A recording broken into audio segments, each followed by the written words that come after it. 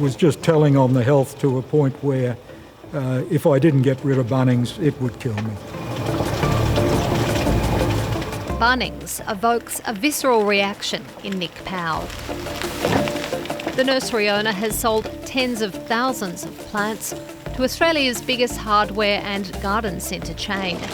But he says the low prices they spruik come at a cost to people like him. Lowest prices are just the beginning.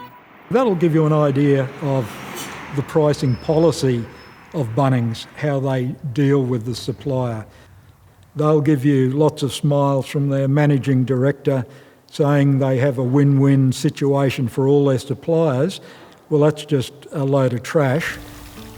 Nick Powell is speaking out against what he says is Bunnings' appalling treatment of nursery suppliers, like his own on the Sunshine Coast. They make sure that they keep their costs down so they can increase their profit for their shareholders. And it really is just a totally unconscionable way to deal with the supply chain. He says the 17 years he spent as a direct supplier to Bunnings took an emotional and financial toll. Virtually, it's less than a handshake agreement.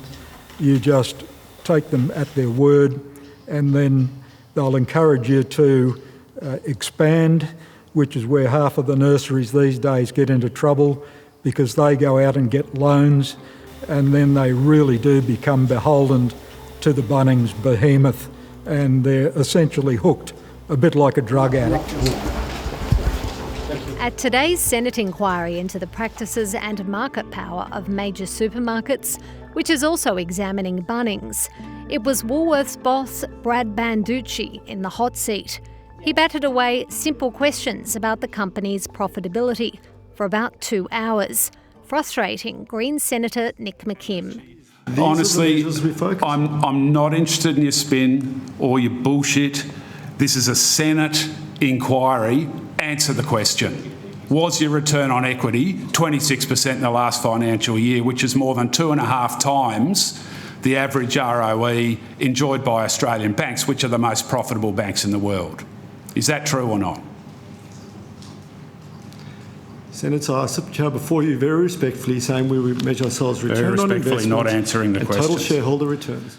Theatrics ran high. Mr Banducci's refusal to confirm the metric of the company's profitability resulted in a threat of contempt and jail time. Senator, as I've said, the way we measure our performance and profitability is our return on investment. Turns out Mr Banducci just didn't know the answer. I will go back and confirm it, as I said, after the Senator. But unlike the major supermarkets, yesterday the managing director of Bunnings, Michael Schneider, chose not to appear. Any explanation as to why Mr Schneider hasn't appeared? We actually think that we're best placed to support this committee. We work with our suppliers daily. We have interactions with them all the time and can provide further clarity around how Bunnings actually does business with our suppliers. Okay, I don't agree, but thank you. First time in 15 years, as you said, that we've increased the price of the sausage sizzle. The boss of Bunnings was moved to contact Nick Powell after he made a damning submission about his experience with Bunnings. In it, Michael Schneider expresses his sadness and says he wants to take steps to change things. Nick wasn't impressed. The arsehole who wrote this letter.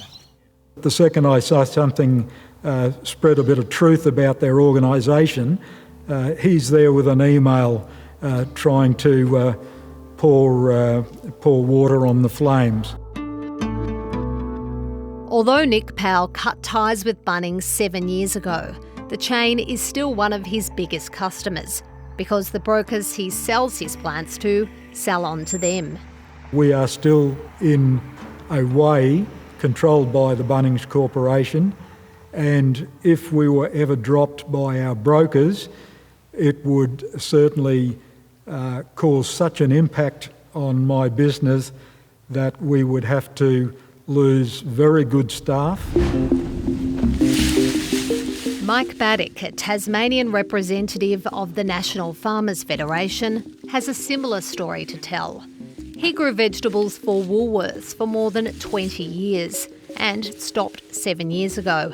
He now leases his land to farmers who supply the supermarkets.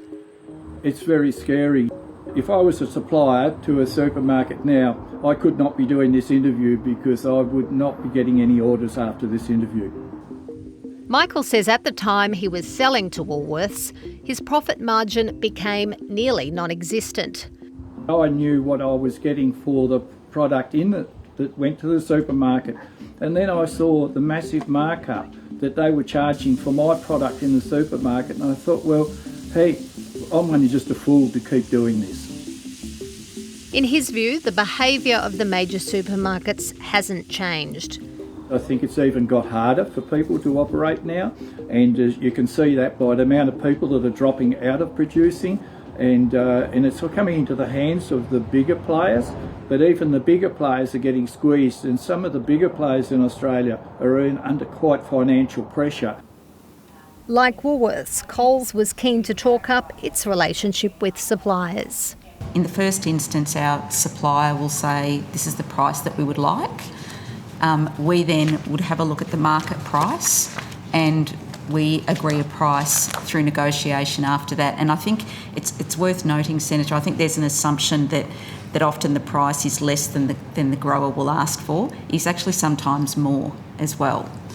That's How right. often would that happen? I would have to take that on notice, but I know it does happen because I've actually sat with our buyers as they've been negotiating, so I've actually seen I won $500 on Lotto once, but it's not often. It's a message these farmers aren't buying.